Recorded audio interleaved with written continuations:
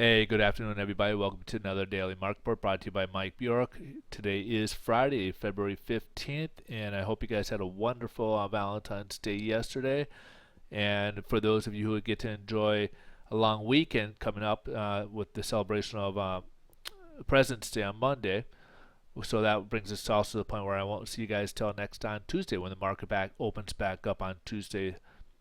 So we do got a couple economic news release scheduled for today, and we have the Empire State Index. What this is, it's the manufacturing index for the New York region. So we've had some contraction in there actually for quite a few months here, showing some contraction at the negative 7.8. We figured it would pull back a little bit to -2, but we actually improved up to 10. So it was a good number, one we haven't seen in a while. So it's a good number there. And we also have industrial production for the month of January, which we had a 0.4 back in December. We're figuring still some improvement at 0.2, and we end up having some contraction at negative 0.1% or 0.1, yeah, 0.1%. So obviously not as good there, but the Empire State Index weighs a little bit more heavily on what we're looking at today. And then we got the University of Michigan Consumer Sentiment. This is the preliminary number, the first one. We have two of them that come out in February each month. And the preliminary, this for the final number for January was at 73.8.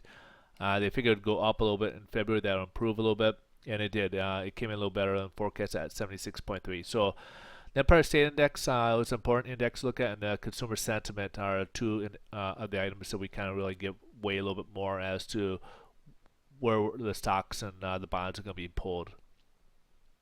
So speaking of such, we'll jump over to the headline news. Right now, the stock market's down a bit. Has been going up and down quite a bit today.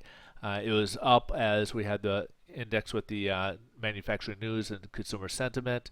And then as late day progressed, there was an email that came, some news that got hit. Some Walmart execs, he's a VP over at Walmart, email came through and somehow got to the market. Investors got to see it, basically saying that February's numbers were a catastrophe, basically. And so that kind of weighed down the Dow and stuff, dropping Walmart stock about 3%. So it's hard to say if that means it's as bad as what it means, because it could be just one person's opinion in the company, and rather than actuality of it being really that bad. We also have the G20 meeting in Moscow, so a lot of the world finance ministers and bankers are meeting in Moscow. And a lot of it has to do with they're trying to see how they can improve, obviously, growth for everybody, but also not to play the currency wars that has been going on, where people are trying to decrease the currency value so that way they can be able to ship out more products or have more exports.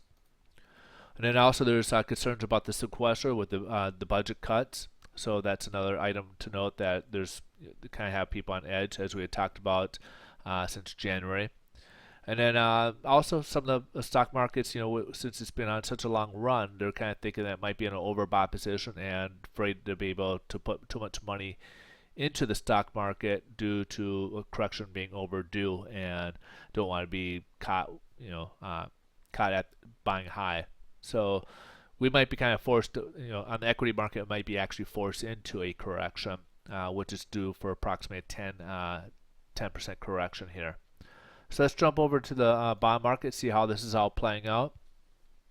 As we mentioned, the stock market was up earlier, so we could see how the bond market was down earlier. So the rates weren't as good. They actually worsened from yesterday because we had an improvement throughout the day yesterday. We pulled back a little bit, not quite to where we were yesterday, but still negative. So basically what we're about 13 basis points lower than where we left off yesterday. So the rates aren't as good as where we left off yesterday, but better obviously where we started. So we're kind of in between where we started yesterday and where we left off for pricing on the interest rate. So we're about 13 basis points off from the yesterday's. All right, so I will see you guys on Tuesday. You guys have a wonderful long weekend, and thanks for watching. I hope you guys have a great day, and we'll see you guys on Tuesday. And if you guys want to see these on a daily basis, just stop by mikesdailymarketreport.com. You can subscribe there. We'll have these emailed out to you. Again, we never show you information, nor do we send you any other items but these video emails. Have a wonderful day.